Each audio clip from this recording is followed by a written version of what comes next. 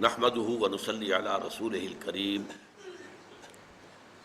اما بعد فاعوذ بالله من الشیطان الرجیم بسم اللہ الرحمن الرحیم قل انما انا بشر مثلكم يوحى الي انما الهكم اله واحد فمن كان يرجو لقاء ربه فليعمل عملا صالحا ولا يشرك بعبادة ربه احدا صدق اللہ العظیم۔ رب اشرح لی صدری ویسر لی امری واحلل عقدۃ من لسانی یفقہوا قولی۔ اللہم ربنا الہمنا رشدنا واعذنا من شرور انفسنا، اللہم ارنا الحق حقا وارزقنا اتباعہ وارنا الباطل باطلا وارزقنا اجتنابہ، آمین یا رب العالمین۔ پچھلی نشست میں ہم نے کچھ تو شرک کی حقیقت و اقسام کے بارے میں تمہیدی گفتگو کی، اور پھر شرک فی الذات کی جو دو شکلیں دنیا میں رہی ہیں، ایک وہ کہ جو جلیل القدر پیغمبروں کی امتوں میں پیدا ہوئی، خدا کا کسی کو بیٹا یا بیٹی بنا دینا، اس کا ذکر ہو چکا ہے، اور ایک فلسفیانہ مذاہب میں ہمہ اوست پینتھیزم کی شکل میں یا گاڈ انکارنیٹ، عیسائیوں میں بھی ایک عقیدہ رہا ہے، آج نہیں ہے۔ ایک تو وہ ہے تثلیث کہ ایک اللہ، ایک بیٹا حضرت عیسیٰ اور ایک روح القدس، لیکن ان کے ہاں یہ عقیدہ بھی رہا ہے کہ اللہ ہی ہے حضرت مسیح جو ہے، یعنی گاڈ انکارنیٹ کا تصور بھی ان کے ہاں رہا ہے۔ کرسچنز میں بہت سے مختلف جو ہے مختلف اوقات میں مختلف ادوار میں ان کے عقائد بدلتے رہے۔ بہرحال مجھے اس وقت جو کچھ عرض کرنا ہے وہ یہ ہے کہ اللہ تعالیٰ کا بڑا فضل و کرم ہے اس امت پر، امت محمد پر صلی اللہ علیہ وسلم، کہ یہ امت اس نوع کے شرک سے تاحال محفوظ ہے۔ اگرچہ عوام الناس کے درجے میں یا شاعروں کی مبالغہ آرائی میں نعتیں کہتے ہوئے جب حدود سے تجاوز کر دیا جاتا ہے، اس میں کچھ شائبہ پیدا ہو جاتا ہے، لیکن کسی بھی مستند فرقے، مستند مسلک کے مستند عقائد میں ایسی کوئی چیز موجود نہیں ہے جسے شرک فی الذات سے تعبیر کیا جا سکے۔ مثال کے طور پر آپ کو ایک شعر سنا رہا ہوں، وہی جو مستوی عرش تھا خدا ہو کر، اتر پڑا وہ مدینے میں مصطفیٰ ہو کر۔ کیا ہے یہ؟ گاڈ انکارنیٹ، اوتار کا عقیدہ۔ وہ اوتار کا عقیدہ چاہے رام چندر جی کے لیے ہو، کرشن جی کے لیے ہو، یا محمد مصطفیٰ صلی اللہ علیہ وسلم کے لیے ہو، عقیدہ تو ایک ہی رہے گا۔ اور یہ آپ کے علم میں ہونا چاہیے، شعر کس کا ہے؟ مولانا احمد رضا خان صاحب بریلوی۔ لیکن یہ بھی نوٹ کر لیجیے ساتھی کہ ان کے مسلک کے ایک بہت بڑے عالم جو لاہور میں ہوتے تھے، مولانا محمود احمد رضوی، مرحوم، ان کا انتقال ہو گیا ہے۔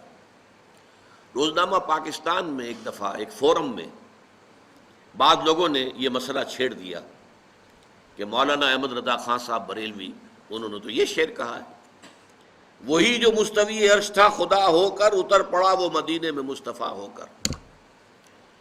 تو مولانا محمود احمد رضوی صاحب نے فرمایا کہ اس پر ہمارا عقیدہ نہیں ہے، یہ ہمارے عقیدے میں شامل نہیں ہے۔ انہوں نے اعلان برات کیا۔ تو اصل میں یہ وہی شاعرانہ مبالغہ آمیزی ہے۔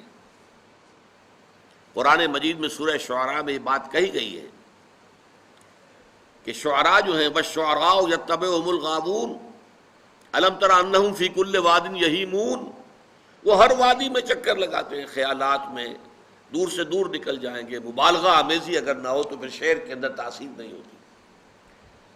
اسی طریقے سے ایک شعر ہے، مدینے کی مسجد میں ممبر کے اوپر بغیر عین کا ایک عرب ہم نے دیکھا۔ بغیر عین کا عرب کیا ہوا؟ عرب میں سے عین نکال دے کیا رہ گیا؟ رب۔ رب کون ہے؟ اللہ۔ بغیر عین کا ایک عرب، معاذ اللہ ثم معاذ اللہ ثم معاذ اللہ۔ یا ایک اور لفظ ہمارے یہاں استعمال ہوتا ہے کہ وہم پیدا کرنے کے لیے، ایہام جس کو کہتے ہیں۔ احمد بے میم، احمد بے میم، احمد میں سے میم نکال دیں گے کیا بچے گا؟ بتائیے۔ احد، قل هو اللہ احد اللہ الصمد لم یلد ولم یولد۔ تو اس طرح کی باتیں شاعری میں، عوام میں، واعظوں میں، نعت گو لوگوں میں، یہ ان کے ہاں تو اس طرح کی چیزیں آپ کو مل جائیں گی، لیکن یہ کہ خدا کے فضل و کرم سے یہ امت تاحال اس سے بحیثیت مجموعی محفوظ ہے، اور کسی بھی مستند فرقے کے مستند عقائد میں ایسی کوئی شے موجود نہیں ہے کہ جسے شرک فی ذات قرار دیا جا سکے۔ اس کی وجہ کیا ہے؟ اس کی وجہ یہ ہے، ایک اسپیشل پروٹیکشن ہے جو اللہ نے دی ہے۔ یہ امت آخری امت ہے۔ حضور نے فرمایا انا آخر المرسلین وانتم آخر الامم، میں آخری رسول ہوں اور تم آخری امت۔ اس امت میں فساد ہو جائے بحیثیت مجموعی تو اس کا علاج کون کرے گا؟ آخر اب کوئی نبی تو آنے والا نہیں، لا نبی بعدی، انا خاتم النبیین لا نبی بعدی۔ تو اللہ تعالیٰ نے پروٹیکشن دی ہے خاص، محمد الرسول اللہ کی ذات گرامی کو پروٹیکشن دی ہے۔ حالانکہ نوٹ کیجئے، یہ میں دعوے سے کہتا ہوں، جتنی محبت، جتنی عقیدت امت محبت کو حضرت محمد کے ساتھ ہے اور رہی ہے، اس کا عشر عشیر بھی نہیں ہے، 100واں حصہ بھی نہیں ہے کہ جو محبت عیسائیوں کو حضرت عیسیٰ سے رہی ہو۔ حضرت عیسیٰ کو خدا کا بیٹا بنا دیا، حضور کو تو کسی نے نہیں بنایا، کسی نے نہیں کہا، معاذ اللہ۔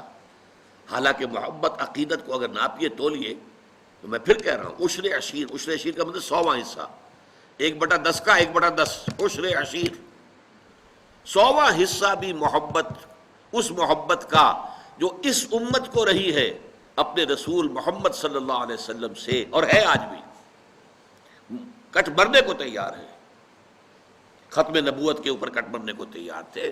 اسی طریقے سے آپ کو معلوم ہے کہ قانون جو ہمارے ہاں بنا توہین رسالت کا، اس پر کٹ مرنے کو تیار ہے مسلمان۔ حالانکہ اور چیزیں جو ہیں شریعت کی، ان کے بارے میں اتنا حساس نہیں ہے۔ اب سودی کا معاملہ جو ہو رہا ہے، لیکن اس کے بارے میں کوئی خاص عوام کو کوئی احساس نہیں ہے، لیکن ذرا سا ارادہ تو کر کے حکومت دیکھے، توہین رسالت کا قانون اگر ختم کریں گے تو ایک ہنگامہ شروع ہو جائے۔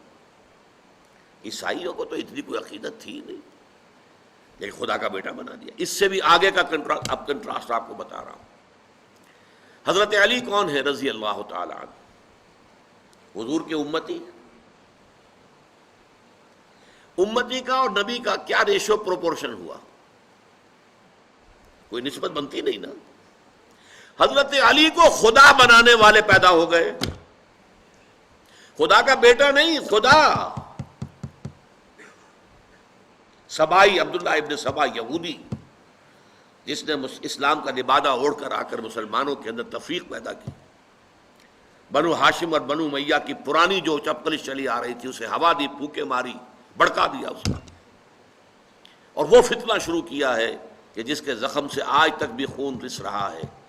یہ شیعہ سنی کی تقسیم تو اسی کے وہیں سے پیدا ہوئی۔ اس نے حضرت علی کے بارے میں کہا تم خدا ہو، اور شیعوں کی کتابوں میں یہ درج ہے کہ حضرت علی کے سامنے پیش ہوا ہے، وہ گرفتار کر کے لایا گیا، تم یہ بکواس کر رہے ہو؟ ہاں، وہ اور اس کے 40 پیروکار، تم ہو خدا؟ حضرت علی نے کہا کہ باز نہیں آؤ گے تو زندہ آگ میں جلا دوں گا۔ کہا ٹھیک ہے، خدا آزمائش کرتا ہی ہے، جانچتا ہے، پرکھتا ہے اپنے ماننے والوں کو، تم ہمیں آگ میں جلا دو لیکن ہم کہتے ہیں تم خدا ہو۔ حضرت علی نے عبداللہ ابن سبا اس کے 40 ساتھیوں کو زندہ آگ میں جلوایا۔ اس وقت بات کہنے کی یہ ہے کہ آپ ذرا کنٹراسٹ دیکھیے، حضرت عیسیٰ کو خدا کا بیٹا کہنے والے پیدا ہو گئے، اور حضور کے ایک امتی کو خدا قرار دینے والے پیدا ہو گئے۔ اگر اس پر آپ قیاس کریں معاذ اللہ ثم معاذ اللہ ثم معاذ اللہ، پھر تو محمد کو تو خدا کا باپ قرار دینا چاہیے تھا نسبت و تناسب کے اعتبار سے. امتی کو خدا بنایا تو خدا سے اوپر کوئی شے ہونی چاہیے نا کہ جو محمد رسول اللہ کا مرتبہ مقام نہیں. یہ بات در حقیقت یہ ہے. یہ ظلم بھی آپ کو معلوم ہے، ہمارے سنی بھائی بھی کرتے ہیں. یہ عوام الناس یا علی مدد، کسی نے یا محمد مدد نہیں کہا آج تک. مسجدوں میں یا محمد تو لکھا ہوا ہے، لیکن یہ یا محمد مدد کا نعرہ کہیں بھی میدان میں نہیں لگا. مدد کا نعرہ لگتا ہے تو حضرت علی رضی اللہ تعالیٰ عنہ کے نام کے ساتھ. اسی لیے حضور نے فرمایا تھا اے علی تمہاری مثال عیسیٰ کی سی ہے. عیسیٰ کے بارے میں لوگ دو انتہاؤں میں مبتلا ہو گئے. محبت اور عقیدت میں غلو کرنے والوں نے انہیں خدا کا بیٹا بنا دیا، اور ان سے دشمنی اور عداوت رکھنے والوں نے انہیں کافر اور مرتد قرار دے دیا. اسی طرح تمہارے معاملات بھی ہوں گے. تمہیں کافر اور مرتد قرار دینے والے بھی خوارج پیدا ہو گئے، جنہوں نے کہا کہ علی کافر ہے، مرتد ہے، واجب القتل ہے، اور قتل بھی کر دیا، شہید بھی کر دیا ان کے ایک آدمی نے خوارج میں سے. اور دوسری طرف انہیں خدا کہنے والے بھی پیدا ہو گئے. لیکن اللہ تعالیٰ نے حضرت محمد صلی اللہ علیہ وسلم کو اس زیادتی سے، اس ظلم سے محفوظ رکھا ہے. اس کا ایک ذریعہ بھی اللہ نے اختیار کیا. اللہ تعالیٰ کی قدرت اپنی جگہ پر ہے، بغیر کسی ذریعے کے، بغیر کسی سبب کے جو چاہے کر سکتا ہے. لیکن یہ دنیا عالم اسباب ہے. یہ تحفظ کیسے ملا محمد الرسول اللہ صلی اللہ علیہ وسلم کو؟ اس نوع کے شرک سے اللہ نے کیسے محفوظ رکھا ہے کہ آپ کی ذات کے ساتھ ایسی کوئی بات جو ہے وہ منسوب نہیں کی جا سکی. پہلی بات یہ، قرآن مجید میں آپ کی بشریت کو بہت نمایاں کیا گیا کہ آپ بشر ہیں. سورہ بنی اسرائیل میں آتا ہے کہ مکے کے جو سردار تھے قریش کافر، انہوں نے کہا کہ اچھا یہ ہمیں کر کے دکھا دو، یہ معجزے دکھا دو، تمہارے لیے ایک محل تیار ہو جائے فوراً دیکھتے ہی دیکھتے، ایک باغ ہو یہاں پر مکے کی سنگلاخ زمین میں بے آب و گیا وادی کے اندر، کھجوروں کا انگوروں کا باغ ہو اور اس میں چشمہ بھی بہہ رہا ہو، یہ کر کے دکھا دو. آسمان پہ چڑھ کے دکھا دو، آسمان کا کوئی ٹکڑا ہم پر گرا کے دکھا دو، کچھ تو کر کے دکھاؤ نا تاکہ ہم تمہیں مانیں کہ تم اللہ کے رسول ہو. ساری باتوں کا جواب کیا دیا گیا؟ قل سبحان ربی هل كنت الا بشرا رسولا. اے نبی کہہ دیجئے میرا رب پاک ہے، وہ سب کچھ کر سکتا ہے، لیکن میں نے تو کبھی دعویٰ نہیں کیا، میں نے خدا ہونے کا دعویٰ تو نہیں کیا ہے. میرا دعویٰ تو یہ ہے کہ میں بشر ہوں، اللہ کا اور رسول ہوں. میں بشر ہوں اور اللہ کا رسول ہوں، یہ دعویٰ ہے میرا. یہی دیکھیے آپ آخری آیت سورہ کہف کی، قل انما انا بشر مثلکم. اے نبی کہہ دیجئے، کان کھول دیجئے، ان کے ڈنکے کی چوٹ کہہ دیجئے، میں ایک بشر ہوں تم جیسا. یوحی الی، ہاں مجھ پر وحی کی جاتی ہے. میرا اور تمہارا جو ہے فرق ہے وہ یہ ہے، تمہارے لیے علم صرف یہی ہے جو حواس خمسہ سے اور عقل سے حاصل ہو جاتا ہے، بس. میرے پاس ایک اور ذریعہ علم ہے، وہ وحی کا ہے. یوحی الی، میں ہوں تو بشر تم جیسا. قل انما انا بشر مثلکم یوحی الی، مجھ پر وحی کی جاتی ہے. انما الہکم الہ واحد، کہ تمہارا الہ تو بس ایک ہی الہ ہے، ایک ہی معبود ہے جو تنہا ہے، اکیلا. تو بشریت کو نمایاں کرنا حضور صلی اللہ علیہ وسلم کی قرآن مجید میں جو بار بار آتا ہے، یہ ایک ذریعہ بن گیا کہ وہ تصورات دوسرے جو ہیں وہ لا کر شامل نہ کیے جا سکے. اس معاملے میں سورہ تغابن کی 2 آیات جو بڑی اہم ہیں. وہاں فرمایا گیا ہے کہ پچھلی جو قومیں آئیں جن کے پاس رسول آئے، جب رسول ان کے پاس آئے اور وہ انہوں نے کفر کیا تو کیا کہا انہوں نے؟ اب بشر یہدوننا فکفروا وتولوا واستغنى اللہ. کیا بشر ہمیں ہدایت دیں گے؟ ہمیں ہدایت دینے کے لیے فرشتہ آتا تو ہم مان لیتے، یہ تو ہمارے جیسا بشر ہے. اس کے بھی دو ہاتھ، ہمارے بھی دو ہاتھ، اس کے بھی دو آنکھیں، ہماری بھی دو آنکھیں، اس کو بھی پیٹ لگا ہوا ہے، کھانے کو مانگتا ہے، ہمارا بھی پیٹ ہے، کھانے کو مانگتا ہے، یہ بھی بازاروں میں گھومتا پھرتا ہے، مال ھذا الرسول یمشی فی الاسواق ویاکل الطعام، کھانا کھاتا ہے، بازاروں میں گھومتا ہے، تو یہ رسول کیسے ہو سکتا ہے؟ اب دیکھیے، یہی ایک بیماری ہے جس کا ریورس بعد میں آیا. بیماری ایک ہی ہے، ظہور مختلف شکلوں میں ہوتا ہے، سمپٹمز مختلف ہیں. ان کافروں نے یہ کہہ کر رسول ماننے سے انکار کر دیا کہ یہ تو بشر ہے، رسول کیسے ہو سکتے ہیں. اور بعد میں امتوں میں جب گمراہی آئی، جنہوں نے رسول مان لیا انہوں نے بشریت کا انکار کر دیا. یہ رسول ہے، بشر کیسے ہو سکتے ہیں؟ بیماری ایک ہی ہے، ظہور دو شکلوں میں ہو رہا ہے. اس بات کو اچھی طرح سمجھ لیجیے. قل انما انا بشر مثلکم یوحی الی انما الہکم الہ واحد. دوسری بات، قرآن مجید میں حضور پر بھی وقتاً فوقتاً جو گرفت ہوئی ہے، ٹوکا گیا ہے، کہیں کہیں عتاب کا رنگ ہے، عتاب کا رنگ ہے، غصے کا رنگ ہے. میں اب اس سے زیادہ کوئی ثقیل لفظ استعمال کر نہیں سکتا حضور کی شان میں کوئی اور لفظ، لیکن عتاب کا لفظ میں نے بہت ڈرتے ڈرتے استعمال اس لیے کر دیا کہ حضرت عبداللہ ابن ام مکتوم کے بارے میں حضور نے خود یہ لفظ استعمال کیا، جن کے بارے میں وہ آیات نازل ہوئی تھی. عبس وتولی ان جاءہ الاعمی وما یدریک لعلہ یزکی او یذکر فتنفعہ الذکریٰ اما من استغنی فانت لہ تصدی واما من جاءک یسعی وہو یخشی فانت عنہ تلہی کلا. ماتھے پر بل ڈال لیے، رخ پھیر لیا کہ ایک نابینا ان سے ملاقات کے لیے آیا. کیا معلوم تمہیں کہ وہ تذکر حاصل کرتا اور تزکیہ حاصل کر لیتا. تمہارا حال یہ ہے کہ جو لاپرواہی برتتے ہیں تو ان کے تو پیچھے پڑے ہوئے ہو. یہ کفار، یہ ان کے بڑے بڑے سردار، آپ جو ہے کوشش میں ہے کسی طرح ایمان لے آئے، حالانکہ وہ استغنا برت رہے. اور جو چل کر آیا ہے اور وہ چاہتا ہے تزکیہ حاصل کرنا، اس سے عدم توجہی ہو رہی ہے. کلا، ہرگز ایسا نہ کرو.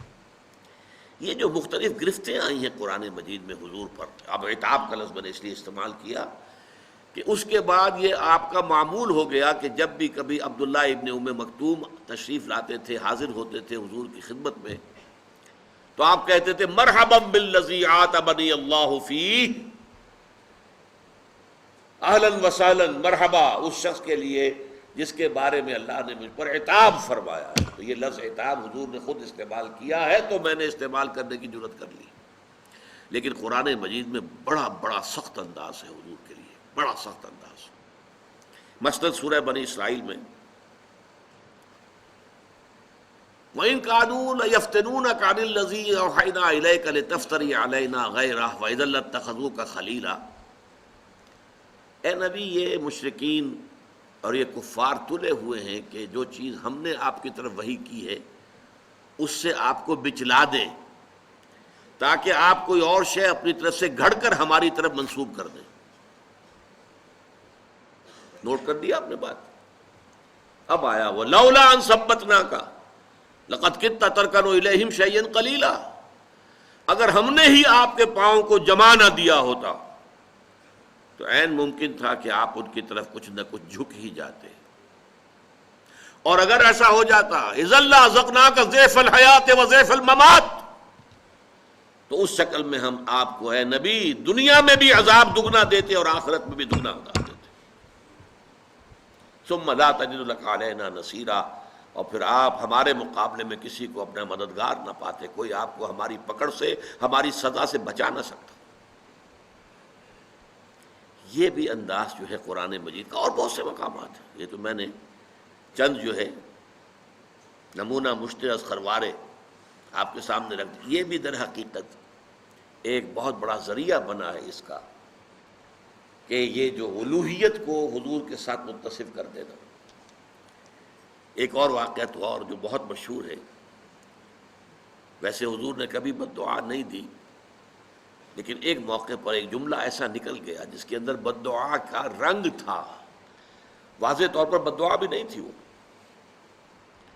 غزوہ احد میں جب آپ زخمی ہوئے ہیں اور آپ کے چہرے پر وار پڑا ہے تلوار کا، اور آپ کے رخسار مبارک کی ہڈی جو ہے اس کے اندر زخم ہوا، اور آپ کے 2 دانت جو ہے وہ شہید ہوئے، خود جو پہنا ہوا تھا اس کی 2 کڑیاں آپ کی اس ہڈی کے اندر، رخسار کی ہڈی کے اندر گھس گئیں۔ انہیں جب نکالنا چاہا، ایک صحابی نے دانت پکڑ کر کھینچا تو ان کے دانت نکل گئے، وہ نہیں نکلی، اور پھر کسی اور نے کسی طریقے سے نکالا ہے تو خون کا فوارہ چھوٹا ہے۔ پھر اس پر حضور کی زبان مبارک سے الفاظ نکل گئے، کیف یہد اللہ قوما خضبوا وجہ نبیہم بالدم، اللہ اس قوم کو کیسے ہدایت دے گا جس نے اپنے نبی کے چہرے کو خون سے رنگین کر دیا۔ فوراً آیت اتر آئی، لیس لک من الامر من شیء، لیس لک من الامر شیء، اے نبی آپ کے پاس اختیار کوئی نہیں ہے، اما یعذبہم، اللہ چاہے گا تو انہیں عذاب دے گا، اما یتوب علیہم، اللہ چاہے گا ان کی توبہ قبول کر لے گا، یہ اختیار ہمارا ہے، اٹس اور پریروگیٹو، انگریزی میں آپ کہیں گے یہ ہمارا جو ہے یہ خاص اختیار ہے، پریروگیٹو ہے، اس میں کسی کو دخل نہیں ہے۔ اور عجیب یہ تاریخ کا واقعہ بڑا عجیب ہے کہ وہ حادثہ جس شخص کی وجہ سے ہوا، خالد ابن ولید، اس لیے کہ وہی تھے کمانڈر، کیولری جو تھی، رسالہ جو تھا کفار کا، مشرکین کا، اس کے کمانڈر وہ تھے، ایمان نہیں لائے تھے، کافر تھے، مشرک تھے۔ انہوں نے دیکھ لیا کہ وہ اب جو درہ ہے جہاں پر 50 تیر انداز حضور نے کھڑے کیے تھے وہ خالی ہو گیا، پورے احد کا چکر دے کر ادھر سے آ کر جو حملہ کیا ہے، پھر 70 صحابہ شہید ہو گئے، حضور مجروح ہوئے اور بے ہوش ہو گئے، اس لیے کہ اتنا خون بہہ گیا کہ ضعف کی وجہ سے بے ہوشی طاری ہو گئی، مشہور ہو گیا کہ حضور کا انتقال ہو گیا۔ وہی خالد ابن ولید ہیں جن کو اللہ تعالیٰ نے حضور ہی کی زبان مبارک سے خطاب دلوایا، خالد سیف من سیوف اللہ، خالد تو اللہ کی تلواروں میں سے ایک تلوار ہے۔ تو پہلی بات میں نے عرض کی کہ اللہ تعالیٰ نے قرآن میں حضور کی بشریت کو بہت نمایاں کیا، اور اس ضمن میں صاحبزادہ فیض الحسن صاحب کا ایک قول آپ کو سنا دوں۔ اگرچہ ایک صاحب نے مجھ سے یہ کہا کہ آج کل حالات بہت بدل گئے ہیں، اور اس وقت جو ہے یہ جو غلط عقائد ہیں وہ بڑے طوفانی انداز میں ہمارے معاشرے میں پھیل رہے ہیں، تحریک کی شکل اختیار کر لی ہے نا، جیسی تبلیغی جماعت کی ایک تحریک تھی، اس کو دیکھ کر کچھ اور مسلک کے لوگوں نے بھی سوچا کہ ہماری بھی اسی طرح کی تحریک ہونی چاہیے، تو تحریک کے مقابلے میں تو پھر تحریک چاہیے۔ عشق خود ایک سیل ہے، سیل کو لیتا ہے تھام، جو سیلاب ہے اس کو روکنے کے لیے سیلاب چاہیے۔ بہرحال اب وہ یہ چیزیں بڑے سیلاب کے انداز میں پھیل رہی ہیں، لیکن یہ کہ بریلوی مکتب فکر کے بہت بڑے عالم، بڑی شخصیت تھے صاحبزادہ فیض الحسن، ان کی زبان سے خود میں نے سنا اپنے کانوں سے منٹگمری میں ایک جلسے میں تقریر کے دوران کہ لوگوں کیا ہم عربی نہیں جانتے؟ تمہارا کیا خیال ہے ہم جاہل ہیں؟ کیا ہم نہیں جانتے قرآن کہتا ہے قل انما انا بشر مثلکم؟ ہم سب جانتے ہیں، ہم مانتے ہیں حضور بشر تھے، لیکن جیسے تم اپنے باپ کو اپنے نام سے نہیں پکارتے، ابا جان کہتے ہو نا، نام تو نہیں لیتے، ایسے ہی ہم حضور کی بشریت کو نمایاں کرنے کو توہین سمجھتے ہیں، اور اس کو ہم خلاف ادب سمجھتے ہیں، بس باقی یہ مانتے ہیں کہ وہ بشر تھے، کوئی شک نہیں۔ یہ بڑا معتدل ایک انداز تھا، لیکن شاید اب یہ انداز بھی ختم ہو رہا ہو، میں نہیں کہہ سکتا۔ گمراہی بڑھتی ہے تو پھر وہ اس کی حدیں جو ہے وہ کوئی رہتی نہیں ہے، کہیں کسی جگہ پر قائم نہیں رہتی۔ تیسری چیز، حضور نے خود اتنی احتیاط برتی ہے، حضور نے لوگوں کو روک دیا کہ میری آمد پر کھڑے مت ہوا کرو۔ یہ کس قدر احتیاط کی بات ہے۔ اسی طریقے سے آپ مجلس میں ایسے بیٹھتے تھے کہ پہچاننا مشکل ہو جاتا تھا کہ حضور کون سے ہیں. یہ نہیں کہ کوئی مسند لگی ہوئی ہے، خاص گاؤ تکیے لگے ہوئے ہیں، اور کوئی خادم جو ہے مورچھل لے کر جو ہے اوپر سے مورچھل جیسے کوئی پیر صاحب ہوں، اور وہ ان کا جو حال ہو جاتا ہے چاہے کتنے ہی چھوٹے سے پیر ہوں، ان کی بھی جو نشست ہوتی ہے، نہیں، حضور کی نہیں تھی. صورتحال آپ نے اپنے آپ کو بالکل انسانی سطح پر رکھا ہے، بالکل بشری سطح پر رکھا ہے، اپنے ساتھیوں کے ساتھ بالکل مل جل کر، بلکہ گھل مل کر آپ رہے. اور اس میں اس حد تک جو ہے احتیاط برتی ہے. ایک مرتبہ ایک صحابی کی زبان سے الفاظ نکل گئے، ما شاء اللہ و ما شئت، جو اللہ چاہے اور جو آپ چاہیں. فوراً ٹوک دیا، اجعلتنی للہ ندن، کیا تم نے مجھے اللہ کا مد مقابل بنا دیا ہے؟ یہ وہ ند ہے، وہ لفظ لا ضد لہ ولا ند لہ ولا مثل لہ ولا مثال لہ ولا مثیل لہ. آپ جمعوں کے خطبوں میں یہ سنتے ہوں گے تکرار کے ساتھ الفاظ، ضد، مد مقابل. ضد وہ ہے مد مقابل جو سامنے آ کر چیلنج کر سکے آپ کو، وہ ضد ہے، ند. تو اجعلتنی للہ ندن، تم نے مجھے اللہ کا ند بنا دیا، مد مقابل بنا دیا. مشیت صرف اللہ کی ہے، وہ جو چاہتا ہے ہوتا ہے. میری مشیت، اگر میری مشیت سے کچھ ہو سکتا تو ابو طالب ایمان لائے بغیر دنیا سے کبھی نہ جاتے. کتنی محبت تھی حضور کو ابو اپنے چچا سے، کتنے احسانات تھے ابو طالب کے حضور کی گردن پر. ایک آہنی فصیل بن کر کھڑے رہے ہیں، پروٹیکشن دی ہے. اور پورا بنو ہاشم کا خاندان ہے کہ سردار تھے بنی ہاشم کے، تو بنو ہاشم ان کے حکم سے ادھر ادھر ہو سکتے ہی نہیں تھے. قبائلی نظام بڑا مضبوط تھا، اور وہ حضور کا پشت پناہ بنا رہا آخر وقت. آخری وقت بھی حضور نے فرمایا ہے، چچا جان میرے کان میں ہی کہہ دیجئے الفاظ اشہد ان لا الہ الا اللہ واشہد ان محمد عبدہ ورسولہ، میں اللہ کے ہاں جا کے گواہی دے سکوں گا کہ یہ ایمان لے آئے تھے. لیکن یہ کہ اس وقت عربوں کا جو ایک خاص ہوتا ہے، ایک اب کیا اسے کہیں، اپنا ایک غرور کہہ لیجئے، زوم کہہ لیجئے. کہتے کیا ہے کہ بھتیجے مجھے خوب معلوم ہے کہ تیرے دین سے بہتر کوئی دین نہیں ہے، لیکن میں یہ نہیں چاہتا کہ عرب کی عورتیں تانا دیں کہ ابو طالب جو ہے موت سے ڈر کر ایمان لے آیا. اب موت میرے سرانے کھڑی ہے، میں اس وجہ سے اس وقت تو ایمان نہیں لاؤں گا. یہ لیکن بہرحال حضور کی مشیت پر معاملہ اگر طے ہوتا تو ابو طالب اس دنیا سے بغیر ایمان لائے رخصت نہ ہوتے. تاہم ایسا بھی نہیں ہے، یہ بھی ذرا میرا ایک نوٹ آف کوشن جو ہے نوٹ کر لیجئے. قل انما انا بشر مثلکم، کہہ دیجئے اے نبی کہ میں تمہاری ہی طرح کا انسان ہوں. کیا یہ تمہاری طرح کا مطلب بالکل ہماری طرح؟ بالکل ہماری طرح؟ نعوذ باللہ. بشریت مشترک ہے، جیسے ہم انسان ویسے انسان محمد صلی اللہ علیہ وسلم، لیکن زمین و آسمان کا فرق ہے.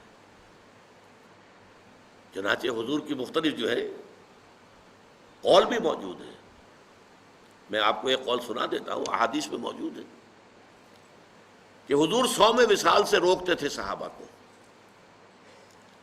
کہ یہ جو روزہ ہے تسلسل کے ساتھ، آج روزہ رکھا شام کو افطار نہیں کیا، وہی روزہ چل رہا ہے رات کے دوران بھی اور پھر اگلے روز بھی، اگلے روز شام کو افطار کیا تو 2 دن کا صوم وصال ہو گیا، یا اگلے روز بھی افطار نہیں کیا پھر تیسرا اور تیسرے دن 3 دن کا صوم وصال. حضور رکھتے تھے، صحابہ کو روک دیا آپ نے. صحابہ نے عرض کیا حضور دیکھیے آپ رکھتے ہیں، ہمیں آپ منع کرتے ہیں.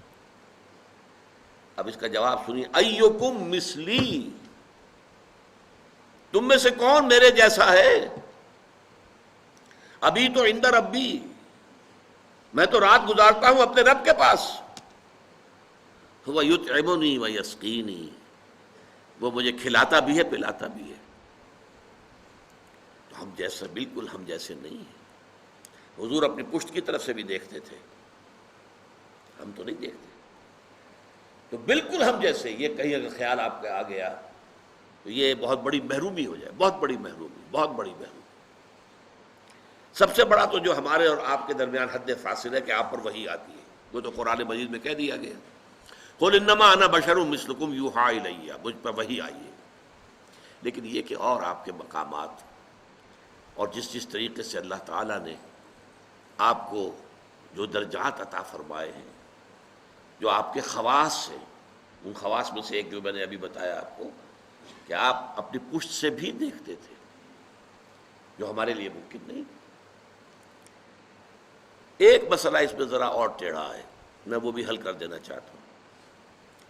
کیونکہ بشریت کا معاملہ آ گیا ہے تو ہمارے ہاں عوامی سطح پر یہ بڑی بحث ہے کہ حضور نور ہے یا بشر ہے۔ صاحبزادہ فیض الحسن صاحب کی بات آپ کو میں سنا چکا ہوں کہ ہم مانتے ہیں کہ کیا جانتے ہم جاہل ہیں، ہم نے قرآن نہیں پڑھا، ہم عربی نہیں جانتے، ہم جانتے ہیں آپ بشر تھے، لیکن آپ کی بشریت کو نمایاں کرنے کو ہم آپ کے خلاف سوء ادب سمجھتے ہیں۔ لیکن جب مسئلہ بن جائے کہ آپ بشر نہیں تھے نور تھے، یا نور نہیں تھے بشر تھے، یہ دونوں سٹیٹمنٹس ایکولی رانگ ہیں۔ آپ بشر تھے نور نہیں تھے یہ بھی غلط، آپ نور تھے بشر نہیں تھے یہ بھی غلط۔ حقیقت کیا ہے؟ دیکھیے حقیقت یہ ہے، ہر انسان کے اندر ایک نور ہے۔ وہ نور کیا ہے؟ روح، روح نورانی ہے۔ اقبال نے بہت خوبصورت شعر کہا ہے، نقطۂ نوری کے نام او خودی، اسی سے ہے یہ سیلف، میں، انا، یہ در حقیقت اسی روح کا ظہور ہے۔ نقطۂ نوری کے نام او خودی، زیر خاک ما شرار زندگی، میرا وجود خاکی ہے لیکن اس میں یہ نور بھی ہے۔ مغربی فلاسفہ بھی کہتے ہیں دی ڈیوائن اسپارک، انسان کے اندر ایک شعلہ ملکوتی ہے، خدائی، یہ نور ہم میں سے ہر ایک میں ہے۔ لیکن نور نور کا فرق ہے، جیسے سورہ حدید اور سورہ تحریم دونوں میں آیا ہے، قیامت کے دن ہر مومن کو نور عطا کیا جائے گا، جس کی روشنی میں وہ پل صراط کا جو مشکل مرحلہ ہے وہ طے کر لیں گے۔ لیکن وہ اپنی کوانٹیٹیو اعتبار سے اس کے درجات اتنے مختلف ہوں گے، حضور نے فرمایا کسی کو تو نور ایسا ملے گا کہ مدینے سے اس کی روشنی صنعاء تک جا پہنچے گی، یمن۔ میں جب بھی یہ حدیث بیان کرتا ہوں میرے ذہن میں آتا ہے ابو بکر صدیق کا نور اس درجے کا ہوگا، خود حضور کا تو اس سے بھی بہت بلند ہوگا، لیکن مخلوق میں سے، امت میں سے حضرت ابو بکر کا نور اس درجے کا ہوگا۔ اور کسی کا نور اتنا ہوگا کہ صرف قدموں کے سامنے روشنی ہو جائے گی، جیسے ٹارچ کی روشنی ہوتی ہے۔ اور یہ بھی بڑا خوش قسمت ہوگا کہ ٹارچ اگر مل جائے تب بھی آدمی راستہ تو چل پڑتا ہے نا، گڑھا تو نظر آ جاتا ہے، گڑھے سے بچ جائے گا، سانپ کے بل سے تو بچ جائے گا، یہ سانپ کا بل ہے اس سے بچ کر نکلے، لہذا وہ بھی بہت بڑا خوش قسمت ہوگا۔ منافقین وہ ہوں گے جن کو سرے سے کوئی نور نہیں ملے گا۔ تو یہی تفاوت ہے ہمارے نور میں، جو میرے اندر نور ہے آپ کے اندر نور ہے، ہم میں سے کسی میں زیادہ ہے کسی میں کم ہے۔ محمد عربی کا وہ نور روحانی آپ کے پورے وجود کے اوپر غالب ہے، مستولی ہے، چھایا ہوا ہے۔ اسی حقیقت کو آپ نے اس طرح بیان فرمایا کہ آپ نے ایک مرتبہ فرمایا کہ ہر انسان کے ساتھ ایک شیطان ہے۔ کسی نے پوچھ لیا جرات کر کے حضور آپ کے ساتھ بھی ہے؟ فرمایا ہاں ہے، لیکن میں نے اسے مسلمان کر دیا ہے تو صحیح۔ حضور کی بشریت بھی ہے، بشریت کے تقاضے بھی ہیں، لیکن آپ کی روحانیت ہے، اور روحانیت کی نورانیت ہے، وہ بشریت کے اوپر روحانیت اتنی غالب آ گئی ہے کہ اسے ہم کہہ سکتے ہیں کہ آپ مجسم نور تھے، لیکن نفی نہیں کی جائے گی، آپ بشر بھی تھے نور بھی تھے۔ آپ بشر بھی تھے، آپ آمنہ اور عبداللہ کی اولاد تھے، بیٹے تھے، آپ عبد المطلب کے پوتے تھے، آپ ہاشمی تھے، قرشی تھے، آپ انسان تھے، آپ کھانا کھاتے تھے، آپ کو تکلیف بھی ہوتی تھی، آپ کے اوپر جادو تک بھی اثر کر جاتا تھا، یہ ہوا ہے۔ بشریت کی نفی کیسے کر دیں گے؟ آپ کے وار پڑا ہے تو خون کا فوارہ چھوٹا ہے، اور خون زیادہ چلا گیا ہے تو آپ بے ہوش بھی ہوئے ہیں، کیسے نفی کر دیں گے؟ لیکن یہ کہ آپ کی نورانیت جو ہے، روح کی نورانیت، روح محمدی، اس کی نورانیت نے اس پورے وجود بشری کو ڈھانپ لیا ہے، اور اس اعتبار سے ہم کہیں کہ آپ نور مجسم تھے تو کوئی غلط نہیں۔ تو آپ نور بھی تھے اور بشر بھی تھے۔ ان میں سے کسی ایک پہلو کی نفی بھی کرنا میرے نزدیک بہت بڑی غلطی ہے، بلکہ میں اسے گمراہی سے بھی تعبیر کروں گا۔ شرک فی الذات کی بحث تو یہاں ختم ہوئی۔ اب جو چند منٹ باقی ہیں اس میں شرک فی الصفات کا مسئلہ جو ہے اس کو اصولی طور پر جان لیجئے۔ شرک فی الصفات کا مسئلہ بڑا ٹیڑھا ہے، اس لیے کہ اس میں ایک پیچیدگی ہے۔ پیچیدگی کیا ہے؟ ہماری زبان کی محدودیت ہے کہ ہم وہی لفظ ایڈجیکٹیوز کی حیثیت سے، صفات کی حیثیت سے جو مخلوق کے لیے استعمال کرتے ہیں وہی خالق کے لیے استعمال کرتے ہیں۔ اللہ عالم ہے، علیم ہے، علامہ ہے، ٹھیک، انسانوں میں بھی علیم بھی ہیں، علامہ بھی ہیں، لفظی اشتراک ہو گیا کہ نہیں؟ اللہ کا بھی وجود ہے، ہمارا بھی وجود ہے، اللہ میں بھی قدرت ہے، ہم میں بھی قدرت ہے، اللہ بصیر ہے، ہم بھی بصیر ہیں، اللہ سمیع ہے، ہم بھی سمیع ہیں۔ یہ الفاظ ہمارے مشترک ہیں، لیکن ان کے مفاہیم زمین و آسمان کا فرق ہے۔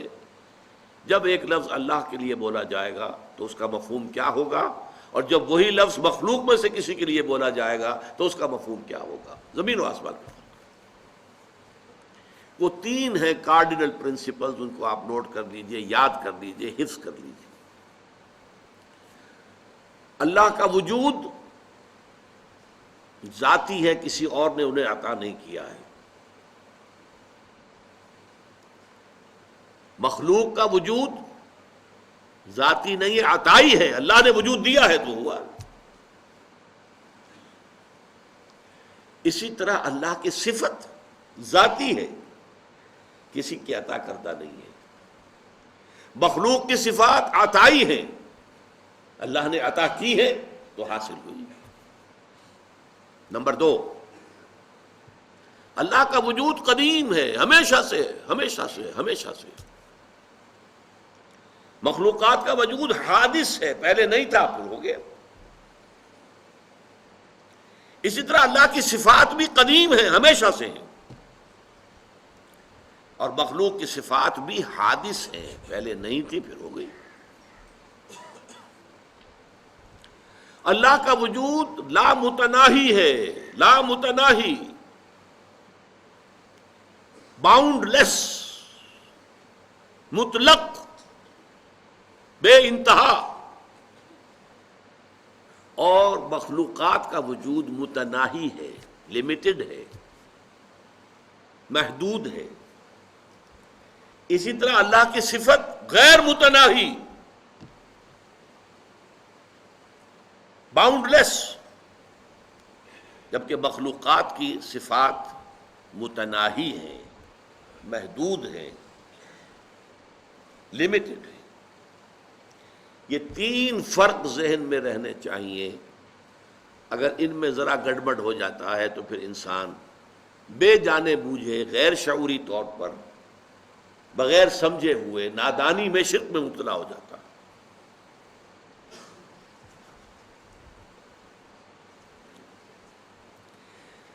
اب اس میں سے مثلاً ایک مسئلہ میں یہاں اس پر ڈسکس کر لیتا ہوں۔ علم، اللہ کا علم ذاتی ہے، ٹھیک، اللہ کا علم قدیم ہے، اللہ کا علم غیر محدود ہے۔ مخلوقات کل کی کل، کوئی بھی ہو، کسے باشد، وہ فرشتے ہوں وہ نبی ہوں، رسول ہوں، اولیاء اللہ ہوں، ان کا علم ذاتی نہیں عطائی ہے۔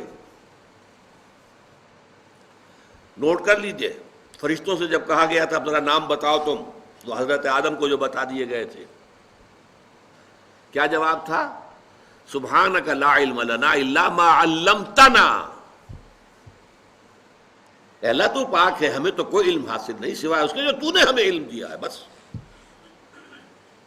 اللہ کا علم ذاتی، مخلوقات کا علم عطائی، اللہ نے دیا جتنا دیا۔ اللہ کا علم قدیم، مخلوقات کا علم حادث، ہم نے کچھ سیکھا، پڑھا، اس سے کچھ علم حاصل کر لیا، کچھ اللہ تعالیٰ نے چلیے ہمیں علم لدنی دے دیا، دل میں ڈال دیا، چلیے وہ بھی ہے، لیکن یہ کہ وہ ہمیشہ سے تو نہیں تھا، نہ ہم ہمیشہ سے تھے، نہ ہمارا علم ہمیشہ سے تھا۔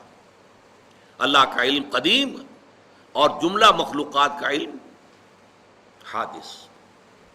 اور نمبر 3، اللہ کا علم غیر محدود، لا متناہی، بکل شیء علیم، ہر شے کا علم رکھتا، عالم الغیب والشہادہ، غیب اور شہادہ سب کا جاننے والا۔ لیکن مخلوقات، پھر میں کہوں گا کسے باشد، وہ فرشتے ہوں، وہ انبیاء ہوں، رسول ہوں، اولیاء اللہ ہوں، کسے باشد، ان کا علم محدود، لا محدود نہیں۔ یہ 3 مسئلے ہیں جن سے حل ہوتا ہے معاملہ علم غیب کا، جو بڑا جھگڑا ہے، حضور کو علم غیب حاصل تھا یا نہیں۔ اس میں جو اصل ٹرک ہے، مسئلے کو حل کرنے کے لیے جو اصل کلید ہے وہ کیا ہے؟ پہلے غیب کو معین کر لیں، غیب کسے کہتے ہیں؟ بعض لوگوں نے اس کی ڈیفینیشن یہ کر لی، غیب کا علم وہ ہے کہ جو از خود حاصل ہو جائے خدا کے دیے بغیر۔ اس معنی میں تو کسی کو کوئی علم حاصل ہی نہیں، کوئی اختلاف ہو نہیں سکتا۔ یہ جو شہادہ اور غیب کی اصطلاحات قرآن مجید میں آتی ہیں، وہ اس اعتبار سے آتی ہیں کہ ایک وہ چیزیں جو ہماری نگاہوں کے سامنے ہیں، ہم اپنی آنکھوں سے دیکھ سکتے ہیں، اور آنکھوں کے لیے ہم نے ٹیلیسکوپ بھی ایجاد کر لیے، مائکروسکوپ بھی ایجاد کر لیے، اس سے دیکھ سکتے ہیں۔ ایک وہ عالم ہے جو ہماری نگاہوں سے پوشیدہ ہے، فرشتے ہماری نگاہوں سے پوشیدہ ہے، وہ نہ ٹیلیسکوپ سے نظر آئیں گے نہ مائکروسکوپ سے نظر آئیں گے۔ عالم آخرہ، جنت دوزخ ہماری نگاہوں سے پوشیدہ ہے۔ یہ عالم غیب ہے ہمارے لیے۔ اللہ تعالیٰ غیب اور حاضر دونوں کا جاننے والا ہے، حالانکہ اللہ کے لیے غیب ہے ہی نہیں۔ آپ سوچئے، اللہ کے لیے تو آنے واحد میں ہر شے اس کی نگاہوں کے سامنے بیک وقت موجود ہے، اس کے لیے غیب نہیں ہے۔ جب قرآن کہتا ہے عالم الغیب والشہادہ، وہ ہمارے اعتبار سے، جو چیز ہمارے لیے غیب ہے وہ اللہ کے علم میں ہے، اور جو چیز ہمارے لیے شہادہ وہ تو اللہ کے علم میں ہے ہی ہے۔ اس حوالے سے سمجھ لیجئے، نبی تو ہو ہی نہیں سکتا جسے کچھ نہ کچھ علم غیب نہ دیا جائے۔ اگر نبی کا علم بھی وہی ہو جو ہمارا ہے، تو پھر ہمارا اور ان کا فرق کیا ہوا؟ نبی نے فرشتے کو دیکھا ہے، نبی کو جنت اور دوزخ کی سیر کرائی گئی ہے، ملکوت السماوات والارض حضرت ابراہیم کو دکھائے گئے ہیں، کذالک نری ابراہیم ملکوت السماوات والارض۔ معراج میں حضور کو کیا کچھ دکھایا گیا ہے؟ یہ اگر یہ چیزیں غیب کی ہیں نا، اگر یہ چیزیں وحی، فرشتہ، یہ غیب ہے نا، تو غیب کا علم نہ دیا جائے تو نبی کہاں ہوا؟ وہ تو پھر عام انسان ہے۔ قل انما انا بشر مثلکم یوحی الی، وحی آ رہی ہے میرے پاس، تو یہ از خود غیب سے معاملہ آ رہا ہے۔ البتہ کل غیب جو ہے وہ اس کی نفی ہو جائے گی، کل غیب نہیں۔ چنانچہ یہ میں نے باقاعدہ ایک بریلوی عالم دین سے گفتگو کی تھی، ابھی میں طالب علم تھا، میڈیکل کالج میں پڑھ رہا تھا، تو انہوں نے جا کے اپنی کتابیں مجھے دکھائیں کہ دیکھیے ہم مانتے ہیں حضور کا علم ذاتی نہیں عطائی ہے، نمبر 1۔ حضور کا علم قدیم نہیں حادث ہے، نمبر 2۔ حضور کا علم لا محدود نہیں محدود ہے۔ تو میں نے کہا پھر میرا تو آپ سے کوئی جھگڑا نہیں ہے، 3 باتیں آپ واقعی مان لیں تو پھر میرا کوئی جھگڑا نہیں، میرا اختلاف تو ختم ہو گیا۔ اب ٹیکنیکل بحث ہے، قرآن مجید میں بھی آیا ہے لا یظہر علی غیبہ الا من ارتضی من رسول، اللہ اپنے غیب کو ظاہر نہیں کرتا مگر اپنے رسولوں میں سے جن کو پسند کرتا ہے ان کو وہ غیب کی خبر دیتا ہے، غیب کی خبریں دیتے ہیں نبی، تبھی تو وہ نبی کہلاتے ہیں۔ تو یہ غیب کا مسئلہ ہمارے ہاں علم غیب کا ہے، وہ بھی اس سے حل ہو جاتا ہے۔ باقی اس مسئلے پر انشاءاللہ اگلے اتوار کو گفتگو ہوگی۔